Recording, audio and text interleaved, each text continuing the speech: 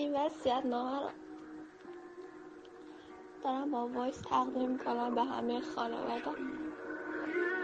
از عشقم بگم نه، از دوستم نه. آها، اول از مامانم میگه. مامانی یادت از دستم عصبانی میشدی، میگفتی ایشالا جوون منشی بچه، دیدی تو جوونی رفتن. یادت میگفتی خیر نبیدی، از زندگیم خیر ندیدم. دیدی داد گرفت مامان. و حالا واسه چی داری گریه میکنی؟ چرا داد میزنی میگی تو رو خدا پاشو؟ مامانم صداتو میشنوم ولی نمیتونم جواب تو بدم.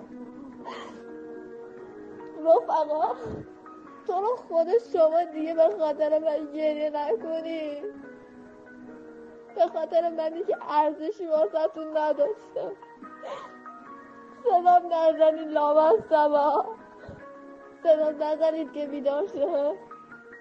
به خدا نمیتونم، واسه همیشه خوابیدم. چی بگم؟ به این زودی خرگم نکنی، دوباره غسلم بدی. آقا دلم هنوز خونه. عشقم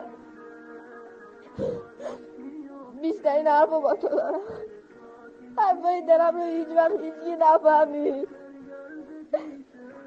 فقط یه روز موچه ها میزنم. میدونی که روزی که زیر خاک گلمون دارم به تاراج میکنم. عشقم گریه نکن نبینمش که تو. فقط یه خواهش دارم ازت، به مردشون بگو ناخوناشو کوتاه کنه، بدنت زخمیه.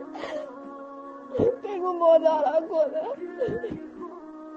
رفتنی باید منم رفتم.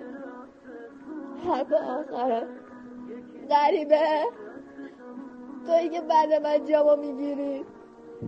مراقب عشقم باش، پریا دیگه نیست.